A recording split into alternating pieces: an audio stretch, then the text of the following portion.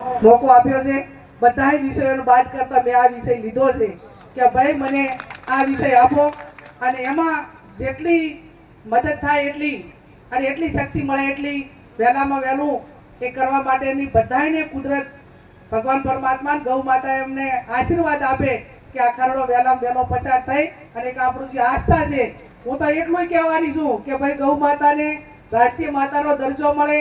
33 કરોડ દેવતાનો વાસ છે, એના તમામ જે બનાવટો દૂધની હોય એ ગુણકારી હોય છે। અને એટલું કહીશ કે જેણે કતરખાના પાસેથી ચૂંટણી ફંડ લીધું હોય ને એની યાદી પણ લોકસભામાં જાહેર થવી જોઈએ, આવું હું કહેવાની અને ખબર પડે ભાઈ કને લીધા છે કને નથી લીધા એમ। અને એ પછી આવે ત્યારે કહેવાય કે ભાઈ આ તમે આ નામે પૈસા લેવા વાળા તમે છો, અમે હો તો અમને કહેજો, જે હોય એને કહેજો, પણ એના માટેની એક વિચારધારા આપણી સ્પષ્ટતા છે, એ ક્લિયરિટી હોવી જોઈએ। અને એ જેટલું થાય એટલું વહેલામાં વહેલું થાય એવા બધા જ એક સર્વ સાધુ સંતોની માગણી છે, આપણી હિન્દુઓની માગણી છે, ગૌ પ્રેમીઓની માગણી છે। અને આવનાર સમયની અંદર આજે આ બધા કેન્સરો હાન્સરોના બધી સ્થિતિઓ થાય એના અનુસંધાને બચાવવી પણ ખૂબ જ જરૂરી છે। આજે સવારે આપણે દર્શન કરવા નીકળો અને ઘરે કોઈ કામે નીકળો ગાય માતાના દર્શન થાય તો ઓટોમેટિક આપણા આત્માને આખો દાડો એવી એનર્જી મળે કે સવારે ગૌ માતાના દર્શન થયા છે, આ તો આખો દાડો મારો હારો જાશે અને બધાય કામ થશે। આસ્થા સાથે આપણે કાયમી આજે પણ રોજંદાના વ્યવહારમાં આપણે જોતા હોઈએ। ત્યારે આપ સૌને ફરી પણ અભિનંદન આપું, આભાર માનું। તમારી બેન તરીકે, દીકરી તરીકે ફરી કહું છું કે સત્કાર સમારંભ માટે નહીં પણ તમારા બધાના આશીર્વાદ લેવા માટે કરીને અમે આ પહેલી જ મીટિંગ એક આ પવિત્ર ભૂમિ ઉપર રાખી છે। ત્યારે હર હંમેશા એક ભાઈચારાની ભાવના રહે, એકાબીજાનો કાયમી રાજીપો રહે અને પ્રેમથી પ્રેમ વધે, વેરથી વેર વધે ને પ્રેમથી પ્રેમ વધે। એમાં આ દુનિયાની અંદર આયા હતા એટલે કશું લઈને નતા આયા, દોય એટલે કશું લઈને જવાના નથી, પણ કોણ કેટલું હારી સુવાસ મૂકીને ગયું છે, કયા સમાજમાં જન્મ લેવો, ક્યાં લેવો એ ભગવાનના કુદરતના હાથમાં છે।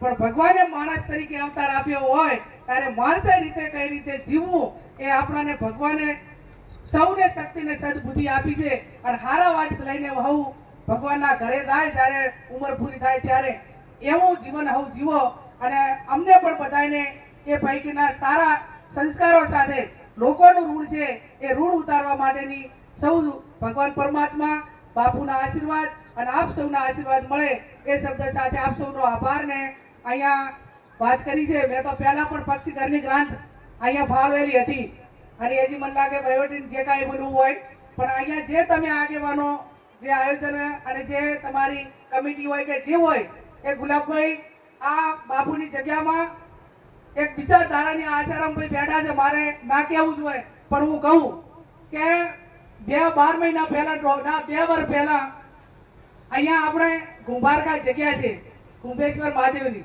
અને બાપુની તપોભૂમિ, હું કુંભેશ્વર દાદાને પણ આશીર્વાદથી એટલા માનું ને બાપુ ઉપર પણ મને શ્રદ્ધા ખૂબ, એટલે મેં 5 લાખ રૂપિયા ત્યાં ગ્રાન્ટ માટે કેપી સાહેબ ફાળવેલા ધારાસભ્યની ગ્રાન્ટમાંથી એ બધા આપણે નરસિંહભાઈ ભાટા ને બધા આગેવાનો ત્યાંના આયોજકો હતા।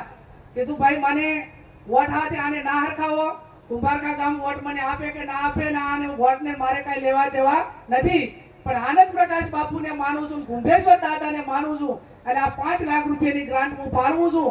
12 મહિનાથી વહીવટી મંજૂરી બધું આવવાનું પડ્યું પણ ત્યાંનો સરપંચને શું કે ખબર હે કે ગેની બેનની ગ્રાન્ટ એટલે અમારે વાપરવી નથી। આ વિચારધારા તમે એમ માનો એમ। હવે જે ગ્રાન્ટ તો ગેની બેનની નથી, સરકારની છે, ધારાસભ્ય પદની છે।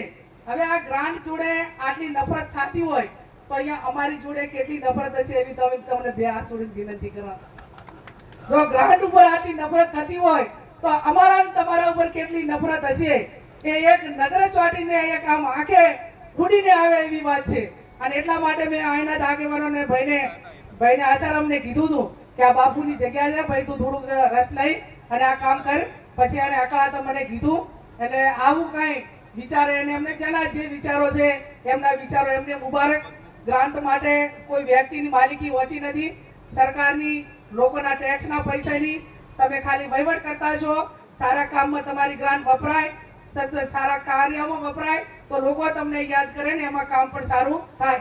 એટલે આ જગ્યામાં 5 લાખ રૂપિયા બાપુના નામે જે કંઈ તમારે આયોજકો કે એને જે કાંઈ કરવાનું થતું હોય એ સાથે મળીને કરજો. લોકસભાની ગ્રાન્ટનો લેટર મને સરકાર જાણ કરે એટલે એટલી ખાતરી આલું છું કે પહેલો લેટર આ જગ્યાના નામનો લખાઈશ અને જગ્યામાં સારું કામ થાય એ શબ્દ સાથે આપ સૌનો ખૂબ ખૂબ આભાર. વાહ, ખૂબ ખૂબ આભાર. અને